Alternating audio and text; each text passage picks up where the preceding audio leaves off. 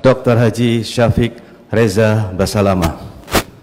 Kami mohon kepada para jamaah untuk mendengarkan dengan seksama ceramah-ceramah beliau hingga selesai. Mudah-mudahan apa yang disampaikan oleh beliau bermanfaat buat kita semua.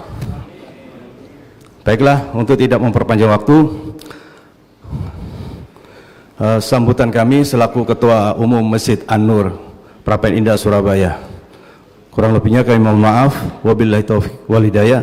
Wassalamualaikum warahmatullahi wabarakatuh. Kepada Ustaz kami serahkan. Fadhal Ustaz.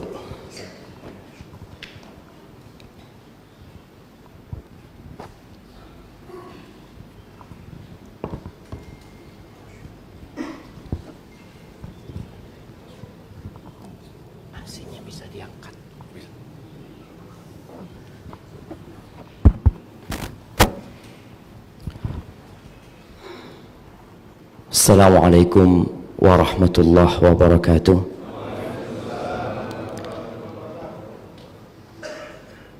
Alhamdulillah, segala puji bagi Allah Jalla Jalaluh, alladzi ahyana ba'dama amatana wa ilaihin nusyur, yang telah menghidupkan kita setelah Dia mematikan kita, dan kelak kita akan dikembalikan kepada Allah Azza wa Jalla.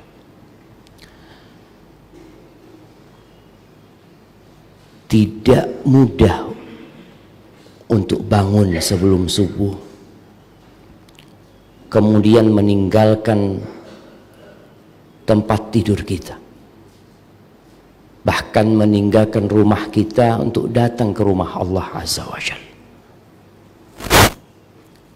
Rasul sallallahu alaihi wasallam pernah mengatakan, athqalus salati 'alal munafiqin salatul isya wa salatul fajr. Salat yang paling berat buat orang-orang munafik itu adalah salat isya dan salat subuh, jemaah. Semoga kita dapat mensyukuri nikmat yang Allah berikan ini, dan semoga Allah memberikan ilmu yang bermanfaat buat kita. Allahumma salli wa sallim ala abdika wa rasulika sayyidina wa maulana Muhammad wa ala alihi wa ashabi ajma'in. Ya Allah, semoga salawat dan salam, berkah dan nikmat senantiasa Engkau curahkan untuk hamba kekasih-Mu, untuk baginda Nabi kita Muhammad alaihi salatu wassalam, untuk keluarga beliau, untuk istri-istri beliau, untuk putra-putri beliau, dan untuk seluruh sahabat Nabi. Semoga Allah meridhai kita bersama mereka. Amma ba'd, hari ini hari Jumat, tanggal 11 Rabiul Awal 1444 Hijriah. Hari yang kelak Allah akan takdirkan kiamat terjadi di hari Jumat. Sayyidul Ayyam, hari yang paling mulia. Rasul sallallahu alaihi wasallam memerintahkan kepada kita untuk banyak-banyak bersalawat kepada beliau. Maka manfaatkan hari ini untuk memperbanyak salawat kepada Nabi alaihi salatu wassalam. Jangan sampai hari ini seperti hari-hari yang biasa. Jamaah rahimakumullah, berbincang tentang ikhlas, ya. Ikhlas ini adalah amalan hati yang kebanyakan kita itu sibuk memperbaiki amalan zahir yang tampak dengan mata kita, dengan penampilan kita, dengan sholat kita, dengan sedekah kita. Padahal sejatinya amalan-amalan zahir itu bergantung dengan amalan hati. Hati kita beramal. Makanya kita lihat ada orang yang sedekah sedikit tapi jadi besar pada hari kiamat. Apa yang menyebabkan Allah memberikan pahala yang begitu besarnya? Kita tadi sholat bareng, sama sholat kita. mengikuti bacaan imam yang sama, mengikuti takbir imam yang sama sampai salam. Kalau secara zahir amalan kita sama, tapi apa yang membedakan? Sesuatu yang ada di hati kita. Makanya dikatakan bahwasanya al-ikhlas itu ruhul amal. Ruhnya amal itu ikhlas. Dan subhanallah, Allah azza wa jalla mengatakan, wa ma umiru illa liya'budullaha mukhlisina lahuddin hunafa wa yuqimus salah wa yu'tuz zakah wa dzalika dinul qayyimah. Orang-orang itu tidak diperintahkan melainkan untuk beribadah yang ikhlas untuk Allah azza wa jalla. Jadi bukan sekedar ibadah. Sebagian kita mungkin kalau menghitung sholat dia akan menghitung dengan jumlah yang fantastis. Mungkin nggak bisa ngitung dia. Ana sholat sejak umur umpamanya katakan ya dari umur 7 tahun ana sholat sampai umur 60 tahun ana sholat. Bisa dibayangin Ustaz berapa banyak sholat kita. Kalau bicara puasa, orang itu dapat menghitung umur dia. Kalau dikatakan ana sekarang umur 65 tahun, ana puasa sejak umur 10 tahun dan tidak pernah ana membatalkan puasa ana. Oke, siap. Bisa dihitung itu amalan. Sebagian kita sudah berangkat haji berulang kali, hitung. Sebagian kita sudah berangkat umroh, tiap tahun dia berangkat umroh. Itu bisa dihitung. Tapi pertanyaannya, apakah kita dapat menghitung amalan hati kita? Apakah amalan yang kita kerjakan itu benar-benar lillahi ta'ala? Kalau bicara ikhlas, itu adalah tauhidul qasd, menyatukan tujuan hanya untuk Allah saja. Bas. Jamaah rahimakumullah. Dalam sebuah hadis qudsi, Allah azza wa jalla mengatakan, man amila amalan asyraka fihi ma'i ghairi taraktuhu wa syirka. Barang siapa yang mengamalkan sebuah amalan kemudian dia sisipkan di dalam amalan itu selain aku, dalam niat dia, maka aku tinggalkan dia dengan yang aku disekutukan dengan. Maka saatnya kita bermuhasabah. Alhamdulillah kita insya Allah yang datang ke masjid ini insya Allah orang-orang baik, orang-orang soleh secara zahir. Tapi ingat pada hari kiamat nanti, yauma tublas sarair, pada hari itu akan ditampakkan semua yang disembunyikan. Semua akan nampak. Karena Allah tahu dengan yang zahir dan dengan yang batin. Ahibati fillah, ada sebuah hadis yang diriwayatkan oleh Al-Imam Muslim, At-Tirmidzi dan lainnya dari Abu Hurairah radhiyallahu taala anhu. Abu Hurairah ketika hendak menyampaikan hadis ini, beliau itu pingsan beberapa kali. Ketika beliau mengatakan qala Rasulullah sallallahu alaihi wasallam, beliau pingsan. Ditunggu sama murid-muridnya sampai siuman. Lalu beliau menyampaikan hadis itu lagi, beliau pingsan sampai 3 kali. Hadis itu berbunyi, awwalu man tusa'ar bihin nar yaumal qiyamah thalath. Yang akan menjadi korek api neraka, yang pertama kali neraka dihidupkan itu dengan 3 jenis manusia. Dan kalau kita lihat 3 jenis manusia ini, semuanya orang soleh. Nggak ada yang orang jahat. Yang pertama ustadz. Api neraka itu akan dihidupkan dengan tubuhnya seorang ustadz, seorang imam, seorang guru, seorang yang alim. Kata Nabi SAW, alimun wa qari'ul Quran. Seorang yang berilmu, yang mengajarkan ilmunya, yang hafal Al-Quranul Karim. Fa'utiya bihi. Allah tidak serta-merta memasukkan hambanya ke dalam neraka. Semua insya Allah akan melewati persidangan di mana semua boleh membela dirinya, boleh mendatangkan saksi-saksi yang meringankan buat dia. Silahkan.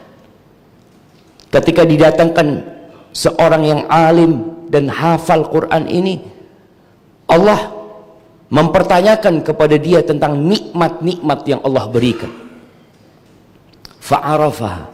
Orang ini tidak mengingkari. Orang ini mengatakan, iya ya Allah, semua nikmat yang disebutkan tadi Engkau telah berikan kepada aku. Lalu di sini muncul pertanyaan kedua. Fama amilta biha. Engkau gunakan buat apa nikmat-nikmat yang aku berikan kepadamu? Kata orang ini, ta'allamtu fika wa 'allamtun nas wa qara'tu fika al-Quran. Yang aku lakukan dengan nikmat itu, aku belajar, datang ke masjid ngaji, masuk ke pesantren belajar ilmu agama, melanjutkan kuliah ke perguruan-perguruan tinggi Islam untuk mendalami agama Allah ini demi mengharapkan keridhaanmu. Ini amalan hati. Amalan dohirnya, dia belajar, datang ke masjid, datang ke pesantren, itu dohir, satu kampung tahu dengan dia. Wa 'allamtun nas, dia naik ke mimbar, duduk di meja, di kursi ini, mengajarkan kepada manusia, itu zahir, nampak dengan kita, dan kita pun bisa menghitungnya.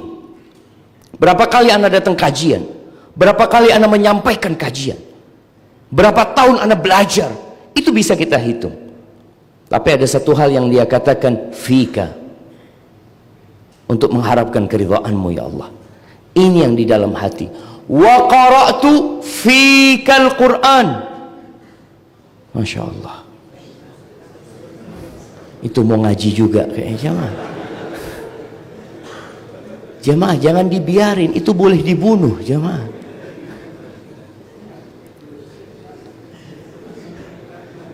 Masya Allah.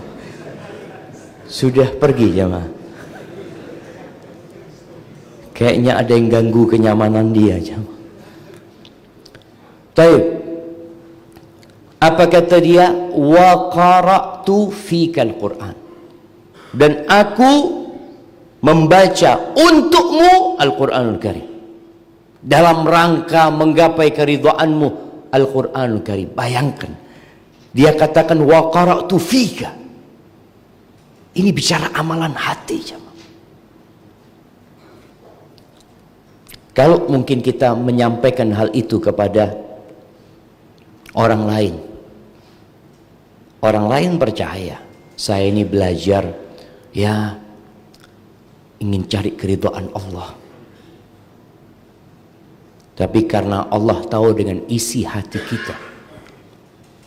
Ingat, niat ini bukan amalan lisan, bukan amalan raga, tapi amalan hati.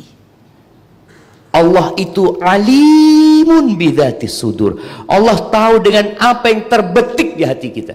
Kita ini sekarang duduk bareng jamaah, hati kita kemana Allah tahu.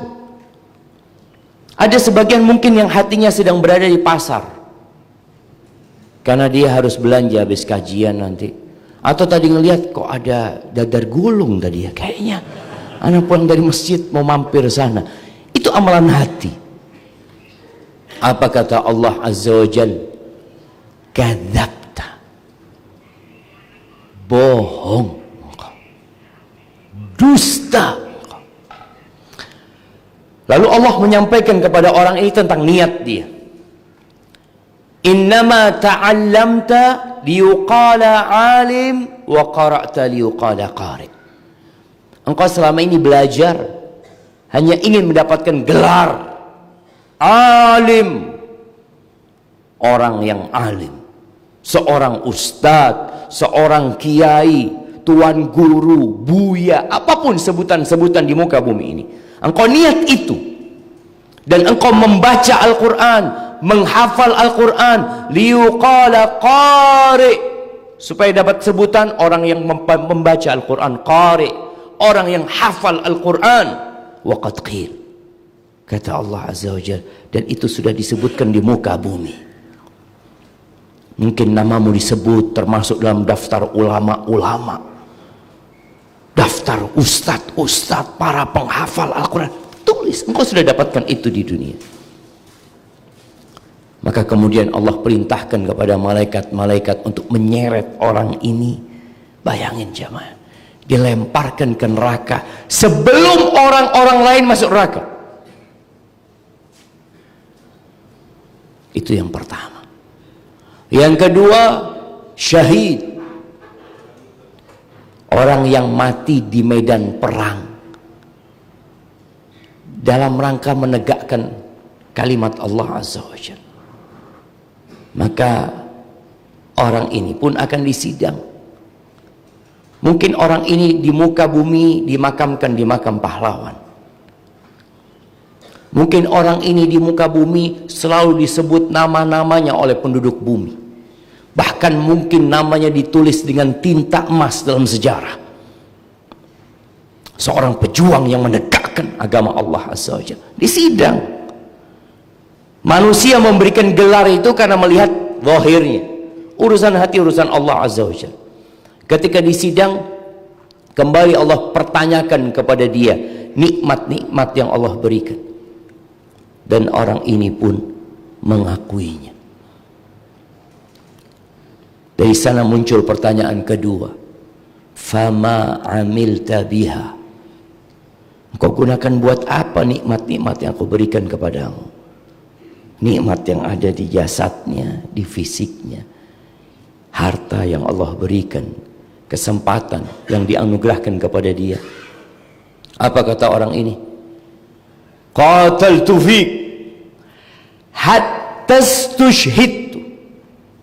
Ia mengatakan, aku berjuang untuk menegakkan agamamu, untuk mencari keridhaanmu lillahi ta'ala, sampai aku tewas di jalanmu, syahid. Makanya kita nggak boleh jamaah mengatakan fulan syahid, nggak boleh. Kenapa? Karena Allah yang lebih tahu dia mati syahid atau tidak. Karena bicara niat. Ada orang di masa Nabi SAW berperang bersama Nabi SAW. Nabi mengatakan huwa finnar, dia di neraka tempatnya. Padahal bersama para sahabatnya dia perang melawan orang-orang musyrikin. Iya. Tapi Nabi SAW mengatakan huwa finnar, di neraka tempat orang itu. Maka ini orang ketika disidang dia mengatakan, sampai aku tewas di jalanmu ya Allah. Apa kata Allah? Kadzabta, bohong, bohong, dusta. Lisan ini pandai berdusta. Makanya nanti pada hari kiamat itu mulut dikunci, kulit berbicara, tangan dan kaki menjadi saksi. Terus Allah mengatakan, innama qatalta liyuqala jari wa qad qil, engkau selama ini berjuang hanya untuk mendapatkan gelar pembela kebenaran, pejuang, pahlawan, pemberani. Waqad qil, dan engkau sudah mendapatkan itu. Di dunia namamu disebut-sebut fulan, Masya Allah, nih orang pembela kebenaran, nih orang benar, nih orang pejuang, nih orang berani. Waqad qil, dan engkau sudah mendapatkan itu. Mau minta apa pada Allah Azza wa Jalla? Sedangkan yang dipinta hanya pujian dan sanjungan dari manusia. Maka kemudian diperintahkan kepada malaikat, diseret, dilemparkan ke dalam api neraka. Pencuri belum disidang, perampok, pezina, koruptor belum disidang jemaah. Ini orang-orang baik dulu nih, yang dia menampakkan kesolehan kepada umat manusia, tapi ternyata dalam hatinya bukan Allah yang dia inginkan. Di dunia Masya Allah dieluk-elukan. Yang ketiga, Jawad, orang kaya raya yang dermawan. Di sidang nih, orang kaya yang baik hati, yang ketika di dunia banyak proposal mampir ke rumahnya, yang dia suka memberikan bantuan kepada umat manusia, diminta atau tidak diminta. Ketika dia di sidang, Allah tanyakan tentang harta yang Allah limpahkan kepada dia, segala nikmat Allah kasih ke orang ini. Lalu Allah bertanya satu pertanyaan, orang ini ngakui semua, iya Allah, kau berikan semua itu kepada aku. Dan dia merasa baik, seperti yang pertama, kedua, merasa baik. Ketika ditanya, fama amil tabiha, apa yang kau gunakan dengan harta yang kau limpahkan kepadamu? Orang ini mengatakan, subhanallah jamaah, ma min sabilin tuhibbu an yunfaqa fih illa anfaqtu fihi lak. Tidak ada satupun jalan kebaikan yang engkau suka harta pemberianmu, rizki anugerahmu disodakohkan di tempat itu, melainkan aku sudah bersedekah, berbagi di tempat itu, laka, untukmu ya Allah, lillahi ta'ala. Betul, secara zahir masjid dia bangun, selesai masjid sini dia bangun masjid yang lainnya. Kalau bicara sodakoh, Masya Allah, kerabatnya selalu memuji dia karena orang yang peduli sama keluarganya. Janda-janda dia bangunkan rumah, anak-anak yatim dia berikan santunan, dia berikan minha dirasiyah, beasiswa untuk mereka supaya sekolah. Dia berangkatkan pegawainya umroh atau haji. Dia lakukan semua kebaikan yang berkaitan dengan harta. Dia katakan itu kepada Allah, tidak ada satupun jalan kebaikan, melainkan di situ ada jasa dia. Dan dia mengatakan, laka ya Allah, untukmu semua aku melakukan itu. Apa kata Allah? Kadzabta, bohong. Allah jamaah, masuk surga itu berat, perlu perjuangan. Bayangkan orang ini ya, kalau secara hitungan matematika, ya Allah, mungkin sudah miliaran yang dia infakkan, puluhan miliar mungkin yang keluar di jalan Allah, betul dia berikan di jalan Allah. Tapi yang jadi masalah, niatnya ternyata bukan untuk Allah. Allah mengatakan kadzabta, bohong. Ingat, semua nanti akan disidang berhadapan dengan Allah Azza wa Jalla. Laisa bainahu wa bainallahi turjuman. Enggak ada penerjemah. Kita sendirian sama Allah Azza wa Jalla. Nggak butuh Allah kasih saksi, ini fulan benar sodako, karena memang dia sudah ngakui dan Allah terima, fulan udah sodako. Yang bangun masjid ini fulan, iya fulan, betul. Tapi yang jadi masalah, amalan hatinya, itu yang bakal dipertanyakan nanti. Maka ketika Allah mengatakan bohong, habis semua sodakoh dia yang pernah dia lakukan. Lalu diperintahkan kepada malaikat, dilemparkan ke neraka. Na'udzubillahi minan nar. Jamaah rahimakumullah, ingat kita selalu bersyahadat, mengatakan asyhadu an la ilaha illallah. Ini adalah standar amalan hati. Kita harus untuk Allah amalnya. Wa asyhadu anna Muhammadar Rasulullah, ini standar amalan zahir kita.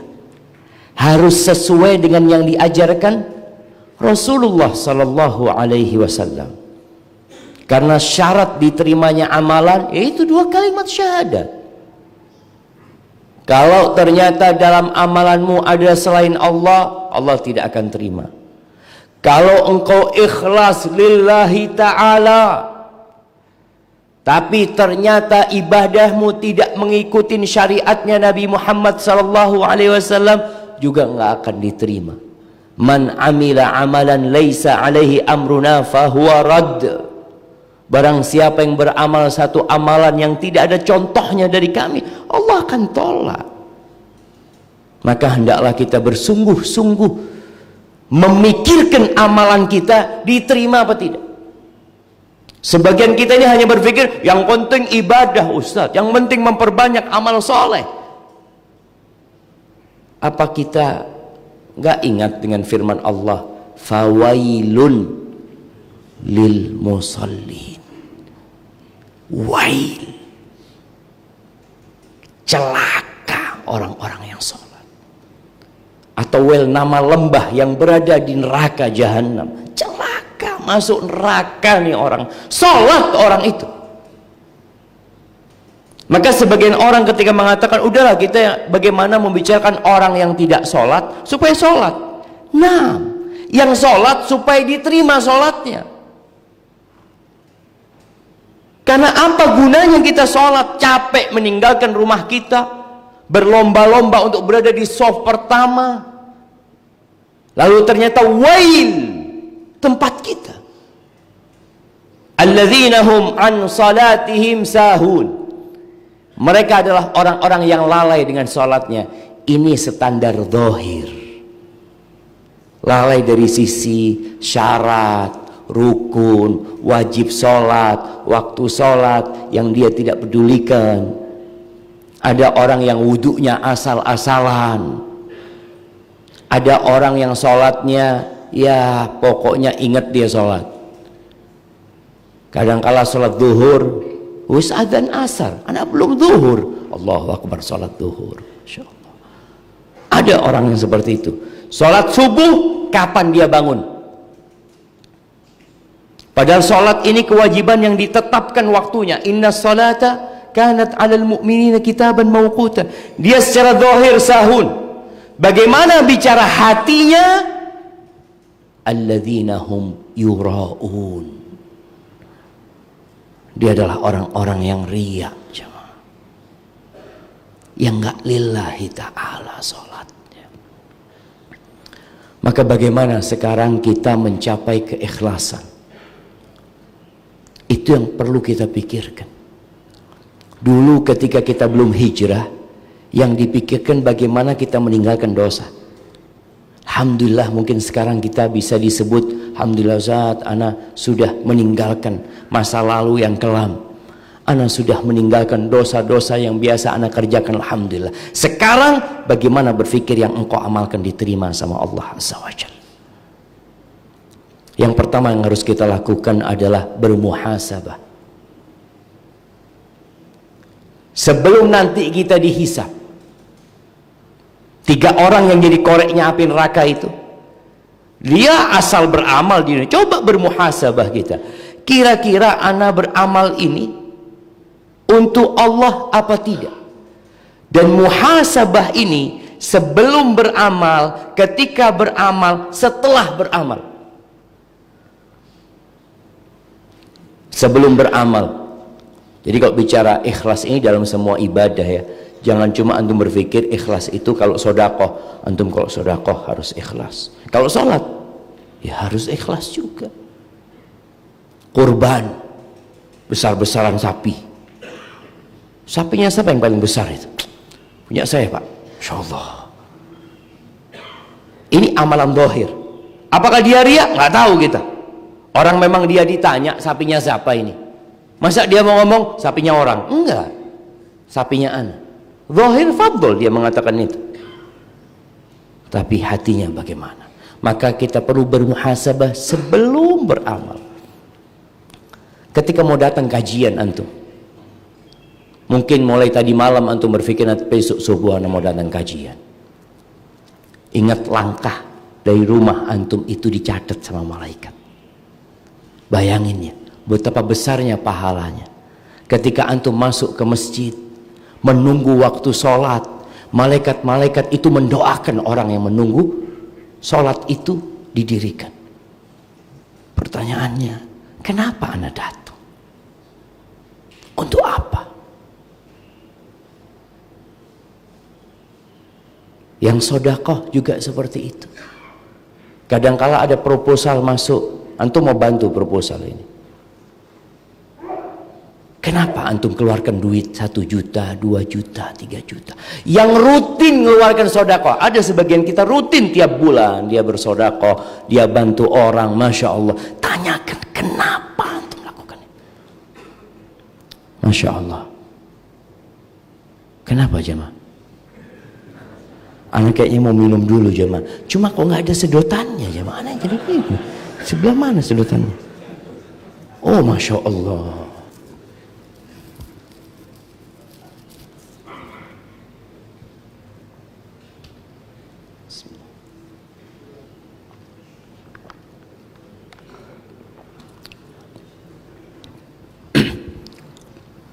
Alhamdulillah. Jadi ketika kita mau beramal, antum bermuhasabah. Ketika sedang beramal, sudah diamalkan nih. Kalau bicara sholat ya, antum sudah sholat. Karena kadangkala niat itu berubah di tengah-tengah amalan. Awalnya ikhlas. Dia benar-benar datang kajian ini, benar-benar lillahi ta'ala. Ketika dia sholat, di soft pertama, tahu-tahu di sebelah ada yang liatin dia. Mulai hatinya kadangkala berubah. Yang awalnya mau baca qul huwallahu ahad berubah. Baca amma yatasaalun. Kok bisa jadi panjang bacaan? Padahal awalnya mau qul huwallahu ahad. Ikhlas dia qul huwallahu ahad itu ikhlas dia jemaah. Tapi gara-gara ada yang melihat berubah. Sedekah seperti itu. Kadang-kala kita mau sedekah dalam hati kita, ana mau sedekah 1 juta. Tapi gara-gara ya sekali lagi ada yang lihat atau ini itu 10 juta aja lah. Kenapa berubah dari 1 jadi 10 juta? Maka kita bermuhasabah. Setelah selesai beramal, yang berangkat umroh sudah pulang, yang bangun masjid sudah jadi masjidnya, yang sholat berjamaah sudah pulang ke rumahnya. Kita perlu bermuhasabah lagi jemaah. Allah Azza wa Jalla mengatakan, ya ayyuhalladzina amanu taqullah wal tandur nafsum ma qaddamat lighad. Wattaqullaha innallaha khabirun bima ta'malun. Kata Allah, wahai orang-orang yang beriman, bertakwalah kalian kepada Allah. Sama Allah. Takutnya sama Allah, bukan sama manusia. Bukan sama CCTV, tapi sama Allah. Hendaklah setiap jiwa melihat apa yang dia persiapkan untuk hari esok. Apa? Bertakwalah kepada Allah. Sesungguhnya Allah itu maha mengetahui secara detail jemaah apa yang kalian kerjakan. Jadi bukan cuma zahirnya, batinnya pun Allah tahu. Makanya Umar bin Khattab radhiyallahu taala anhu mengatakan, hasibu anfusakum qabla an tuhasabu. Hisablah diri kalian sebelum kalian dihisab. Coba yang sudah haji, anak pernah haji dulu. Ada sebagian orang mengatakan, wallah Ustaz, anak haji dulu Ustaz, tahun 2000 itu kayaknya nggak ikhlas Ustaz. Soalnya waktu itu anak haji karena mau mencalonkan jadi anggota dewan Ustaz. Iya jemaah, ada orang mengatakan seperti itu. Benar, dia memang berangkat itu supaya dapat gelar haji. Karena kan mayoritas penduduk Indonesia Muslim. Kalau dia nggak ada hanya mungkin sama orang, kayaknya bukan orang soleh. Maka dia hanya untuk itu. Buktinya dia bertahun-tahun kenapa nggak berangkat haji? Engkau sudah mampu sejak 20 tahun yang lalu. Kenapa engkau baru berangkat haji ketika hendak mencalonkan diri menjadi orang yang dipilih? Maka bermuhasabah. Ada orang yang mengatakan seperti itu. Dan Anda juga berjumpa dengan orang-orang yang berangkat haji. Ketika Anda jadi mahasiswa, ya dia ngomong, Anda bentar lagi mau mencalonkan diri jadi gubernur mana, dia cerita ini itu. Jadi baru berangkat haji. Maka tolong antum bermuhasabah. Dan Allah Azza wa Jalla mengatakan, balil insanu ala nafsihi basirah. Akan tetapi manusia itu kalau tentang dirinya, dia tahu tentang dirinya. Nggak usah orang lain ngasih tahu. Kita duduk bermuhasabah. Iya. Ana bangun masjid ini kayaknya dulu karena kawan ana yang satu bangun masjid. Jadi ana jadi tertantang gitu loh. Masa cuma fulan yang bangun masjid? Aku iso bangun masjid. Bangun masjid juga. Hati-hati. Itu namanya bermuhasabah. Sebelum beramal, ketika beramal, sesudah beramal. Ketika antum pulang dari sini, antum bermuhasabah. Kemudian yang kedua, berusaha kita mendidik diri kita untuk beramal soleh kelihatan orang atau tidak kelihatan orang. Karena kalau bicara amal soleh kelihatan orang itu beresiko riya. Kenapa sholat sunnah itu dianjurkan di rumah? Nggak ada yang ngelihat jamaah. Dan perjuangan sholat sunnah di rumah itu berat. Di masjid kalau bicara ba'diyah zuhur umpamanya, antum semangat. Boleh jadi antum nggak riya. Tapi kan antum melihat kanan kiri semua sholat loh, sholat semuanya, sholat juga antum, Allahu Akbar, bukan riya. Tapi karena termotivasi dengan kondisi yang ada. Tapi di rumah sudah nggak ada yang ngelihat, nggak ada yang dukung lagi. Mungkin di masjid antum melihat fulan, ya Allah fulan kok panjang sujudnya, ana mau panjang juga sujudnya. Bukan riya loh, boleh jadi dia. Dia memang termotivasi dengan kawan. Tapi di rumah antum mau sujud panjang, termotivasi dengan siapa? Ada istri ngelihat, kata istrinya, aduh tahu anak sama orang ini. Pura-pura sujudnya panjang. Karena istrinya tahu sama fulan. Tapi kalau di luar kan orang nggak kenal. Maka kita harus berusaha untuk memiliki amalan yang tidak diketahui oleh siapapun. Di kota Madinah itu jamaah, orang-orang kehilangan sodakoh sembunyi-sembunyi. Sejak meninggalnya cicitnya Rasul SAW. Ada namanya Ali ibn Husain ibn Ali Zainal Abidin. Jadi janda-janda tua ya, orang-orang miskin. Itu sejak meninggalnya fulan, itu kehilangan sedekah sembunyi-sembunyi. Dari sanalah mereka tahu. Artinya setelah mati amalannya baru diketahui dengan masyarakat. Coba kita lakukan itu jemaah. Kita punya amalan yang istri kita nggak tahu. Jalan di kampung di aspal.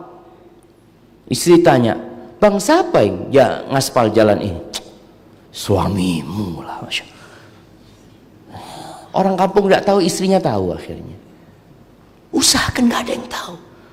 Maka di antara orang yang akan mendapatkan naungan dari Allah Azza wa Jalla pada hari kiamat nanti adalah warajulun tasaddaqa bisadaqatin fa'akhfaha hatta la ta'lamu yaminuhu ma tunfiqu hatta la ta'lamu shimaluhu ma tunfiqu yaminuhu.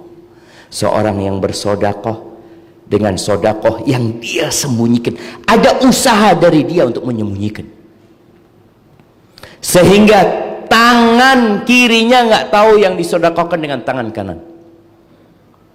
Antum kalau mau sedekah di masjid bisa dipersiapkan dari rumah. Antum siapkan uang 2.000. Bungkus di dalamnya ada 200.000. Soalnya orang kalau mau sedekah 2.000 itu Kadang-kala malu jemaah. Tapi kalau 100.000, mana-mana. Dia keluarkan dulu dompetnya. Teman-teman yang lihat, gini caranya sedekah. Masya Allah. Fa'akhfaha, dia sembunyikan. Artinya bisa kita sedekah 200.000 sembunyi. Yang ketahuan cuma 2.000. Jadi ketika lewat yang ketahuan cuma 2.000. Dijaga hatinya. Jangan sampai antum sedekah 2.000, nggak tahu orang-orang 200.000 yang di dalam sana. Antum nanti akhirnya ujub sama diri antum sendiri. Benar-benar dia sembunyikan. Jangan sampai istri antum tahu. Oleh karena itu kita lihat dalam agama Islam ini, harta istri adalah harta istri, harta suami adalah harta suami. Jadi istri kalau mau sedekah nggak perlu izin suami. Suami kalau mau sedekah nggak perlu ngomong sama istrinya. Loh gimana nggak ngomong sama istri Ustaz? Yang pegang fulus istri. Aduh, ya repot. Jadi ibu-ibu jangan merasa curiga sama suaminya kalau suaminya nggak ngasih tahu berapa penghasilan dia. Karena sejatinya dia mungkin kepingin punya amalan-amalan yang nggak diketahui sama istri. Mungkin dia punya anak-anak yatim yang dia santuni, istrinya nggak tahu. Jadi tolong kita punya usaha. Dan ini yang akan mengantarkan manusia kepada husnul khatimah insyaallah. Karena menunjukkan dia benar amalannya, bukan pura-pura. Ada ucapan seorang sahabat yang mengatakan liyakun li ahadikum khib'un min amalin soleh. Hendaklah seorang di antara kalian memiliki amal soleh yang tersembunyi. Coba antum bermuhasabah. Pulang dari sini antum lihat ya. Apa amalan soleh anak yang tersembunyi? Kok semuanya kelihatan orang? Zikir, subhanallah, subhanallah, subhanallah. Sebagian ulama itu subhanallah. Dia ketika di rumahnya sedang berzikir, tahu-tahu ada tamu masuk gitu seperti jamaah. Ya dia langsung berhenti, dia sembunyikan alat zikirnya. Mungkin kalau dia pakai alat, dia tangannya mungkin nggak bergerak, dia sembunyikan tangannya ya.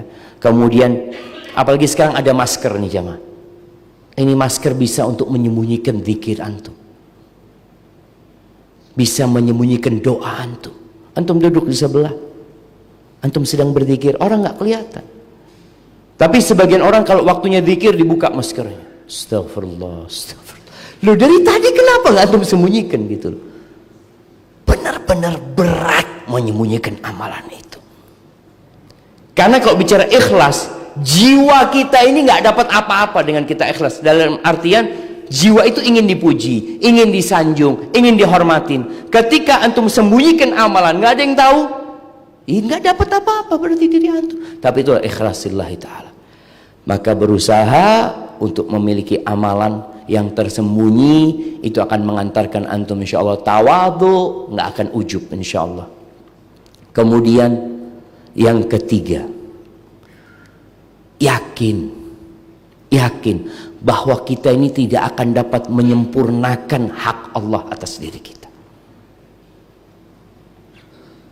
Karena ada orang yang merasa sudah cukup amalannya.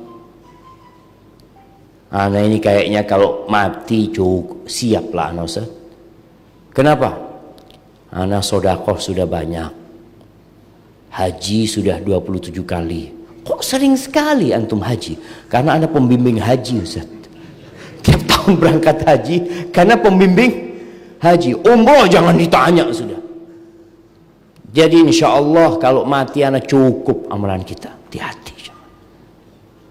Wallahi jamaah, kalau kita sejak lahir sujud, nggak bangkit dari sujud kita kecuali ketika ajal menjemput kita, kita tidak akan pernah menunaikan hak Allah atas diri kita.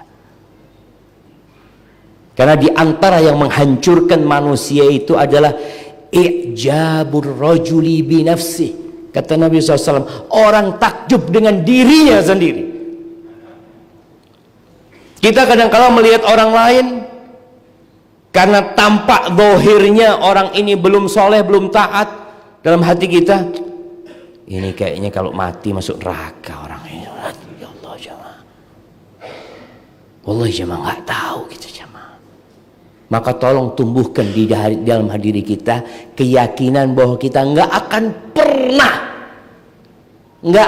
pernah dapat menyempurnakan hak Allah atas diri kita. Semuanya dari Allah. Kita bisa duduk di soal pertama karena Allah loh yang menggerakkan hati kita, memudahkan urusan kita. Makanya ada riwayat Nabi Sulaiman atau Nabi Daud dari cerita Israiliyat. Allah Azza wa Jalla mengatakan kepada keluarga Nabi Daud ini, "I'malu ala Daud syukra." Wahai keluarga Daud, beramalah kalian sebagai bentuk syukur kepada Allah Azza wa Jalla. Lalu Nabi ini berdoa mengatakan, "Kaifa ashkuruk ya Allah? Gimana aku akan dapat bersyukur kepadamu? Wa syukru minka, sedangkan aku bisa bersyukur itu juga nikmat darimu ya Allah." Bayangin jemaah. Ya apa kita ini mau bersyukur sama Allah sedangkan nikmat bisa bersyukur itu juga dari Allah.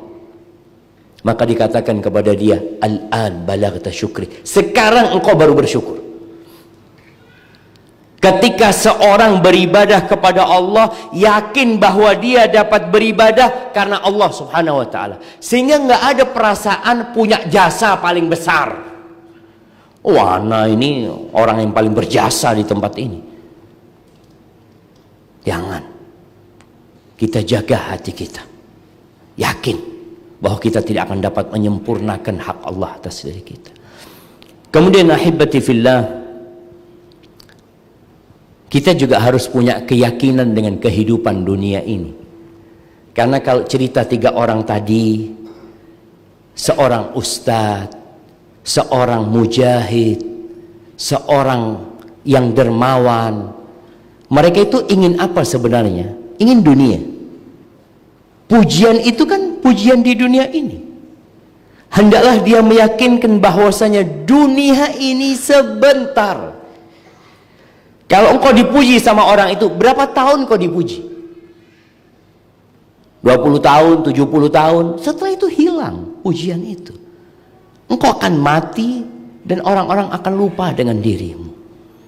Maka hendaklah kita selalu memikirkan hakikat kehidupan dunia ini. Rasul sallallahu alaihi wasallam mengatakan, "Man kanatid dunya hammahu."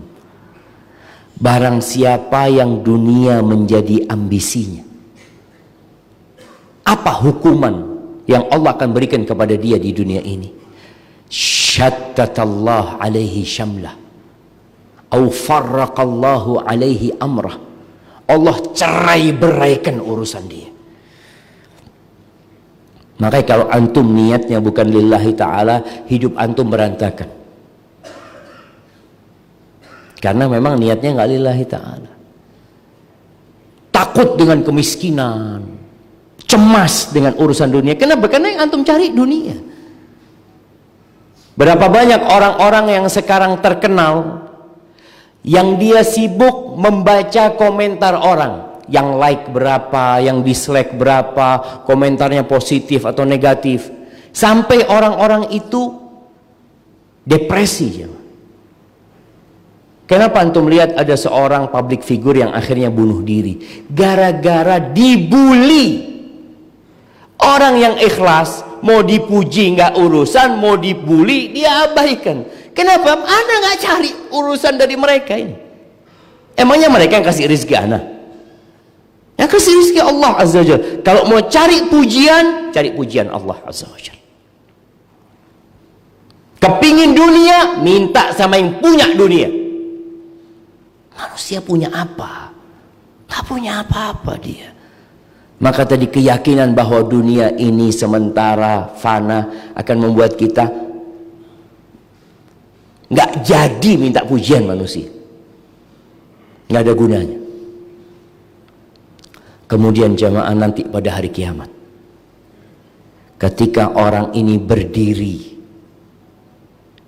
di satu acara dalam kerumunan manusia dalam rangka sum'ah, agar didengar peran dia, ria, agar agar dilihat jasa dia, illa sama Allahu bihi ala ru'usil khalaik yaumal qiyam.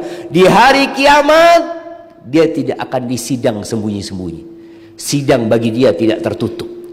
Akan dibongkar kebohongan dia di depan umat manusia. Ini loh, ini orangnya yang mungkin di dunia ditunjuk Masya Allah orang yang hebat, orang yang baik, ditunjukkan bohong dia selama ini. Dia tidak berharapkan wajah Allah Azza wa Jalla. Kemudian ahibati fillah, kita perlu sering-sering membaca tentang hukuman yang diberikan bagi orang yang riya, sehingga kita murojaah lagi, apa sih kalau ana riya itu ana dapat apa. Hal itu akan membuat kita jadi ya mundur gitu ketika mau riya.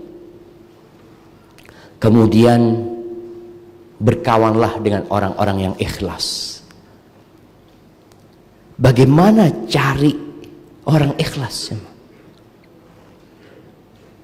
Orang yang kalau duduk tidak menceritakan amalannya. Kan ada orang kalau duduk sama antum cerita, oh saya ini, saya ini, saya ini. Kita nggak tahu dia riya apa tidak. Karena ingat, riya itu amalan hati. Namun dengan dia menceritakan sesuatu yang seharusnya dia sembunyikan, kita khawatir. Antum cari orang yang secara penampilan ya ada cahaya di wajahnya, nyenengkan hati, bukan karena tampan. Makanya di dalam sebuah athar disebutkan, ada hamba-hamba Allah idza ru'u dzukirallah. Kalau dilihat orang itu, kita jadi ingat sama Allah. Jadi kalau ngelihat fulan, ya Allah ya. Anak ingat jamaah di Madinah dulu ada seorang Ustaz Abdullah Zain hafizahullahu ta'ala ya. Anak kalau melihat beliau itu, iman anak bisa tambah. Dan ada orang-orang juga kalau antum melihat dia, ya Allah, cari kawan yang seperti itu. Kemudian yang terakhir, berdoa. Doa ini jalan pintas, tapi sering kita lewatkan. Coba tanyakan kepada diri kita, pernahkah kita, bukan pernahkah, betapa seringnya kita, atau berapa kali kita dalam sehari minta keikhlasan, minta supaya amalan kita diterima sama Allah Azza wa Jalla. Nabi Ibrahim alaihissalam itu bangun Ka'bah. Dia nabi, bukan orang biasa. Yang dibangun rumah Allah, tempat yang paling mulia di muka bumi ini, bersama putranya Ismail yang juga nabi. Apa doanya mereka dalam kondisi mereka membangun itu Ka'bah? Rabbana taqabbal minna innaka antas sami'ul alim. Doa ini muncul karena takut sama Allah. Dia tahu dengan kebesaran Allah, keagungan Allah, yang dia amalkan sesuatu yang remeh buat ya Allah, dibandingkan dengan nikmat yang Allah berikan, nggak ada apa-apanya. Maka dia berdoa mengatakan, ya Allah, terima dari kami, ya Allah, terima dari kami, ya Allah. Sesungguhnya Engkau maha mendengar dan maha mengetahui. Supaya kita juga muhasabah dengan mengatakan innaka antas sami, Engkau maha mendengar, alim, Engkau maha mengetahui. Amalan kita ini untuk Allah apa tidak? Doa. Ada sebuah doa yang diajarkan Nabi alaihi salatu wassalam. Beliau alaihi salatu wassalam pernah mengatakan bahwasanya syirik itu akhfa min dabibin naml, lebih tersembunyi daripada jalannya semut. Yang bicara riya ini. Maka para sahabat mengatakan, kaifal khalasu ya Rasulullah? Wa huwa akhfa min dabibin naml. Bagaimana cara menyelamatkan diri dari riya tadi? Sedangkan dia lebih tersembunyi daripada jalannya semut. Antum dapat merasakan kadang-kala semut berjalan di baju antum? Enggak, jemaah. Ada orang bersihkan, ada semut. Kita nggak tahu kalau ternyata ada semut di diri kita. Sebagian kita nggak sadar kalau ternyata ada riya dalam kehidupan kita. Maka para sahabat bertanya, radhiyallahu taala anhu, bagaimana kita menyelamatkan diri sedangkan dia itu tersembunyi gitu loh.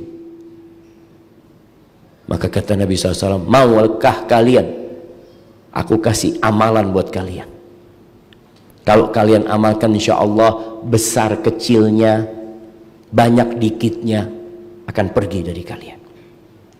Qulu, kata Nabi, katakan doa ini, Allahumma inni a'udzubika an usyrika bika wa ana a'lamu wa astaghfiruka lima la a'lamu. Ya Allah, aku berlindung kepadamu dari melakukan kesyirikan yang aku ketahui. Sadar itu kesyirikan. Kita berlindung kepada Allah Azza wa Jalla. Wa astaghfiruka, dan aku minta ampun sama engkau ya Allah dari melakukan kesyirikan yang aku nggak sadari gitu loh. Kalau ternyata di situ ada niat selain Allah Azza wa Jalla, kadang-kadang kita nggak sadar, jemaah.